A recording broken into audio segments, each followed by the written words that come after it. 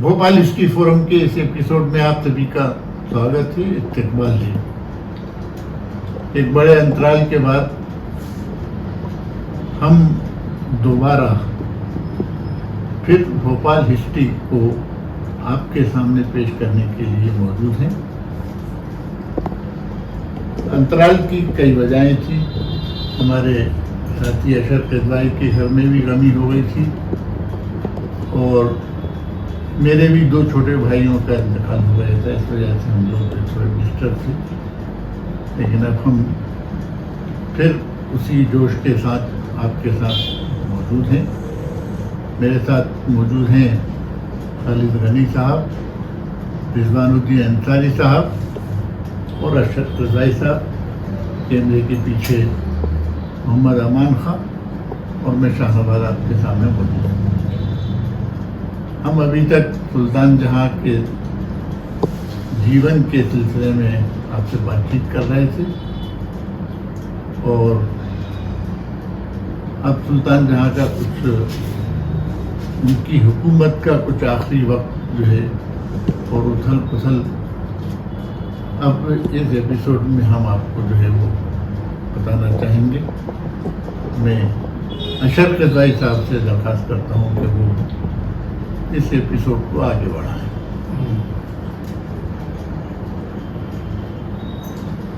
पिछले एपिसोड में हम लोगों ने ये देखा था कि किस तरह से इंग्लैंड जाके आपने नवाब हमीदुल्लाह खां को भोपाल की गद्दी सौंपी और उनके लिए अपना तख्त छोड़ा और वहाँ से भोपाल वापसी का सफ़र भी एक बहुत दिलचस्प सफ़र रहा कि इंग्लैंड से बॉम्बे तक और फिर बॉम्बे से भोपाल तक का जो सफ़र था उसको आबिदा सुल्तान ने अपनी किताब में द रेबेल प्रिंसेस में बड़ी बखूबी तरीके से प्रेजेंट किया है, लिखा है, जिसमें वो बताती हैं कि क्योंकि एक तरह से भोपाल की में पहली वो ऐसी नवाब थी सुल्तान जहां बेगम जिन्होंने गद्दी छोड़ी, वरना मोस्टली सारे नवाबों का इंतकाल हुआ और उसके बाद दूसरे नवाब गद्दी पे आए। ये क्यों छोड़ी उन्होंने, वो भी थोड़ा हाँ, वो हमने पिछले एपिसोड में कवर किया था कि वो दो बड़े बेटों के इंतकाल के बाद वो चाहती थी कि हमीदुल्लाह खां जो उनके लौते जिंदा बेटे बच्चे हैं उनको वो नवाब बनाएं, मगर सबसे बड़े बेटे जो थे नवाब नसरुल्लाह खां, उनकी औलादों ने भी क्लेम कर दिया था कि गद्दी उनको मिलनी चाहिए क्योंकि उनके फादर जो थे वो तख्त गद्दी नशीन थे। इस वजह से तो उनको नॉमिनेट किया जा चुका था, एयर हो चुके थे वो, तो वली है जिसे कहे वली है रियासत थे नसरुल्लाह खां। तो वो एक लंबा प्रोसेस जो था, सुल्तान जहां ने जंग लड़ी उन बेटे को नवाब बनाने के लिए, जंग मतलब खानदानी जो दूर करने के लिए जी, और ब्रिटिश ऑफिसर से भी, क्योंकि हमीदुल्लाह खां का रिकॉर्ड ब्रिटिश ऑफिसर्स की नज़र में अच्छा नहीं था क्योंकि 1919 में खिलाफत आंदोलन में वो बहुत आगे थे अली ब्रदर्स के और गांधी जी के साथ, तो इस वजह से उनका रिकॉर्ड उनकी नज़र में अच्छा नहीं था। तो वो जब वहाँ से वापस आए तब तक उनको ये खटका था कि भोपाल में कहीं बगावत ना हो जाए, तो उन्होंने अपनी गुप्तचर जो थे वो यहाँ भोपाल में भेजे हुए थे और वो देख रही थी, वो पल पल की उनको फैक्ट्री यहाँ से जो तार थे वो जा रहे थे कि हालात सही है। फिर बॉम्बे में वो कुछ दिन रुकी और बॉम्बे में रुकने की वजह ये थी कि वो भोपाल में वो सारे इंतजामात कराना चाह रही थी कि एक भोपाल में शाही जलूस जो स्टेशन से महल तक और फिर दूसरे दिन महल से सदर मंजिल तक जो उनकी तख्त नशीनी का हो, उसके लिए पॉलिटिकल एजेंट को और जो रेसिडेंट्स थे इसमें इंदौर में उनको इनवाइट किया गया था। दिल्ली से वॉइसरॉय जो थे उनसे परमिशन मिल गई थी। तो ये सारी चीज़ें जो थी, तो जब बॉम्बे से वो भोपाल के लिए रवाना होते हैं तो उन्होंने आबिदा सुल्तान ने अपनी किताब में लिखा है कि भोपाल स्टेट की टेरिटरी में जैसे इंटर हुए, नर्मदा का पुल क्रॉस किया होशंगाबाद से, तो हर स्टेशन पे आपका वेलकम किया गया। औरतें सर पे कलश रख के खड़ी होती थीं और आपकी आरती और रिचुअल्स जो होते हैं एक वो पूरे रास्ते भर किए गए। और फिर भोपाल स्टेशन से एक जुलूस जो था वो महल के लिए निकला, जिसके अंदर भोपाल की आवाम बड़ी तौर पर शामिल हुई।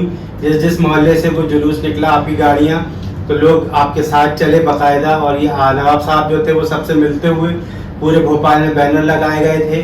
और दूसरे दिन ये 1926 का जिक्र है, और दूसरे दिन सदर मंजिल के अंदर आपकी ताजपोशी की गई। ताजपोशी के बाद हुकूमत जो थी वो हमीदुल्लाह खां को ट्रांसफ़र कर दी गई। मगर 1926 से लेकर 1930 तक जब आपका इंतकाल होता है, सुल्तान जहां बेगम ने हमीदुल्लाह खां की पॉलिटिकल करियर के अंदर एज अ नवाब हर चीज़ में अपना इंटरफेरेंस रखा। इसके काफ़ी पुख्ता सबूत मिलते हैं, आर्काइव के अंदर भी काफ़ी ऐसे लेटर्स देखने को मिले हैं जिसमें जो फैसले कैबिनेट में और हमीदुल्लाह खां कर रहे हैं उनके ऊपर वो क्वेश्चनिंग कर रहे हैं, उनसे जवाब तलब किया जा रहा है। एक सबसे बड़ा चेंज जो इस टाइम में आया 26 से लेकर 30 तक, जो भोपाल अभी तक प्रो ब्रिटिश था वो अब नहीं रहा। अब इंडियन पॉलिटिशियंस को भी भोपाल के अंदर अलाउ किया जाने लगा और इसमें सबसे बड़ा बात यह है कि नवाब साहब ने गांधी जी को इनवाइट किया। ये उनकी ट्रेनिंग भी एक तरीके से नवाब सुल्तान जहां बेगम जो वो धीरे धीरे उनकी छांव से निकलना चाह रहे थे मगर उनके अंडर भी थे। वो जो चीज हो रही थी, फिर बहुत सारे कानून जो थे वो भी बदले गए। जैसे कि जागीर का जो कानून था अभी तक ताहयात रहता था, नहीं नस्ल बाद नस्ल चलता था, तो वो अब जो था ताहयात हो गया, बस आपकी जिंदगी तक ही जागीर आपकी है, इसके बाद फिर वापस सरकार ले लेगी। बहुत सारे जो उस टाइम पीरियड के पुराने दकियानूसी कानून थे वो बदल के मॉडर्नाइजेशन की तरफ भोपाल को हमीदुल्लाह खां आगे ला रहे थे, जिसमें सुल्तान जहां उनका सपोर्ट कर रही थी। मगर क्योंकि अब वो नवाब नहीं रही थी तो अपनी बात ज़्यादा उससे नहीं रख सकती थी। और एक बड़ी दिलचस्प चीज़ ये भी हुई कि उन्होंने इस दौरान अपना पर्दा छोड़ दिया।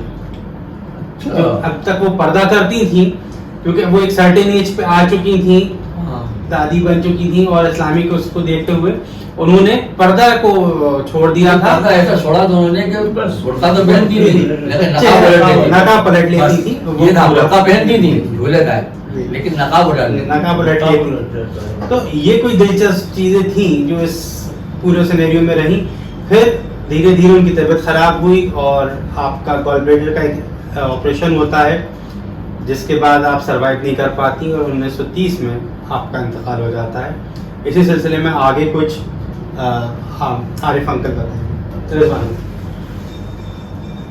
जब ये हालात जैसे उन्होंने बताया, वो एक वक्त जब उन्होंने इनको ट्रांसफ़र ऑफ पावर की बात आ रही थी और ये इनको नवाब बनाया जा रहा था, तो ये जो मुलाकात वहाँ पे जो ब्रिटिशर्स से हुई थी, वहाँ जो महल में जाके जो मुलाकात हुई थी वो भी बहुत मुश्किल से हो पाई थी। वो लोग इनको एंटरटेन नहीं करना चाह रहे थे क्योंकि इनके रूल्स के हिसाब से जो है नसरुल्लाह खां और उनकी औलादों को ही हुकूमत मिलना थी और नवाब साहब के मुखालफिन भी ये लोग बहुत थे। लेकिन आखिर में मिलने बड़ी मुश्किल से इनको मुश्किल से 15 मिनट का 10 मिनट का टाइम मिला था नवाब उनके ब्रिटिश एम्पायर से मिलने, उनको उनसे मिलने के लिए, किंग जॉर्ज से मिलने के लिए। लेकिन ये वहाँ जाके जो मिली ही थी कि वहाँ बेहोश हो गई। वो बेहोशी, उनके एक रूलर की बेहोशी होना किस वजह से और क्या हुआ कि वो करीब 1 घंटे तक जो है वो रूलर वहीं बैठे ही रहे, वो किंग जॉर्ज, और उनको जाहिर सिंपैथी और बहुत सी चीज़ें इनके लिए हो गई कि अब ये मान नहीं पड़ा। तो गायबन उसमें भी एक बहुत बड़ा रोल रहा इनको तस्लीम करवाने के अंदर, जो इनको ब्रिटिशर्स की जो सिंपैथी उनके पास जो वापस आई है।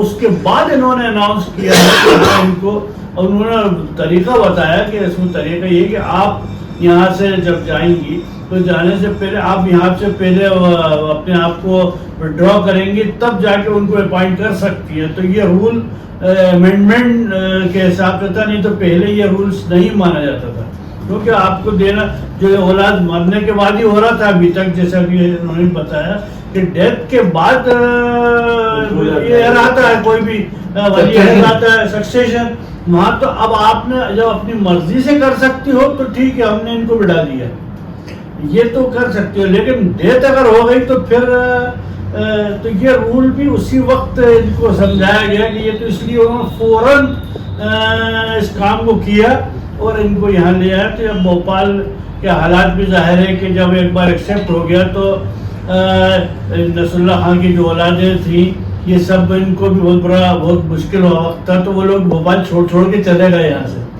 تو وہ ایسے کئی حالات اس ٹائم پیدا ہوئے ہیں یہاں پہ. لیکن جیسے جیسے ان کی پکڑ یہاں پہ بڑھتی گئی اور پولیٹیکل حالات بھی بدلتے چلے گئے یہاں پہ, اس پولیٹیکل حالات کو دیکھتے ہوئے اب جو ہے اپن آزادی کی طرف ہندوستان بڑھ رہا تھا, تو اس کے راستے اور یہ چیزیں اس میں کافی شامل ہو رہی تھیں. میرے خیال سے یہ آپ لوگوں کے لیے نئی انفارمیشن ہوگی کہ حمید اللہ خان کس طریقے سے نواب بنائے گئے. یہ ابھی تک جو ہے یہ معاملہ جو ہے وہ کسی بھی طریقے سے جو ہے وہ سامنے نہیں آیا تھا کہ آخر نواب حمید اللہ خان کی اولاد کے رہتے ہوئے. وجہ یہ تھی کہ جو ان کا ایگریمنٹ ہوا تھا, ایگریمنٹ کے حساب سے جو تھا نسل بعد نسل بدن بعد بدن حکومت ٹرانسفر ہوگی, تو ظاہر بات ہے کہ سلطان جہاں بیگم کے بعد ولی عہد ریاست جو تھے وہ رسول اللہ خان تھے. رسول اللہ خان کے لڑکے ہوتے, اگر رسول اللہ خان کے لڑکے انکار کرتے تو عبید اللہ خان کے لڑکے ہوتے, عبید اللہ خان کے لڑکے انکار کرتے تو حمید اللہ خان ہوتے. مجبوراً سلطان جہاں بیگم کو جہاں لکھا پڑی تھی یہاں لکھا پڑی میں ناکام ہوئی ہوں. یہ کو نہیں بتاتے آپ کہ ویسا نے منع کیا کہ نہیں ہو سکتا, تو یہ انگلینڈ میں وہاں بھی ان کو یہ صاف جواب دیا گیا کہ آپ نہیں کر سکتے, آپ کے بعد وہی ہوں گے حبیب اللہ خان. تو ان کے جو پسند کرنے والے لوگ تھے, ہاؤس آف لارڈس کے جو لوگ تھے, انہوں نے ان کو مشورہ دیا کہ آپ اگر اپنی زندگی کے اندر دستبردار ہو جاتی ہیں تخت سے تو آپ کسی کو بھی نامنیٹ کر سکتے ہیں آپ کے مرنے کے بعد. دستبرداری یعنی چھوڑنا, لیکن آپ کے مرنے کے بعد جو ہوگا وہ حبیب اللہ خان ہوں گے. تو انہوں نے صبح اعلان کیا اور 1 گھنٹے بعد کہا کہ میں نے اپنی جگہ پہ حمید اللہ خان کو بنایا. یہ ہے کہانی بولی. اچھا, حمید اللہ خان کیونکہ تجربہ کار تھے, تجربہ کار اس لیے تھا کہ جب سلطان جہاں نواب تھیں تو ان کے پرائیویٹ سیکرٹری تھے پہلے. تو یہ بتا دوں آپ کو, نواب حمید اللہ خان سلطان جہاں کے پرائیویٹ سیکرٹری بھی رہے. اس کے بعد جب میونسپلٹی یہاں بنی, بلدیہ بنا, تو ان کا انچارج سلطان جہاں نے ان کو بنایا. تو یہ روڈیں جو بنی ہے سب ان کے زمانے ہوا. سروے ان کے زمانے ہوا بھوپال میونسپلٹی کا 1920 کا سے لے کے 22 تک سروے ہوا. 18 سے 23 کے بیچ میں, 1918 سے 1923 کے بیچ میں سروے ہوا. پورا تجربہ تھا ان کو. چیف اگر وہ سروے جو ہے پرائیویٹ سیکرٹری, چیف سیکرٹری وہی سب, وہ سروے جو ہے نوٹیفائی نہیں ہوا تو وہ سب انلیگل ہو گئے ہیں. تو دوستو یہ روچک کہانی آج آپ کے سامنے ہم لوگوں نے پیش کری ہے. اور اس کے بعد اب سلطان جہاں کا دور جو ہے ختم ہو چکا ہے. اب ہم حمید اللہ خان کے دور سے جو ہے اگلے ایپیسوڈ میں آپ کو جانکاری دیں گے. بہت بہت شکریہ. آپ سے درخواست ہے کہ ہمارے چینل کو سبسکرائب کریں, لائک کریں, شیئر کریں, اور جتنے لوگوں تک یہ اس کہانی کو, اس سچی کہانیوں کو, آپ پرمانک کہانیوں کو آپ اگر پہنچا سکتے ہیں, پرمانک اتہاس کو پہنچانے کے لیے آپ ہماری مدد کریں. بہت بہت شکریہ.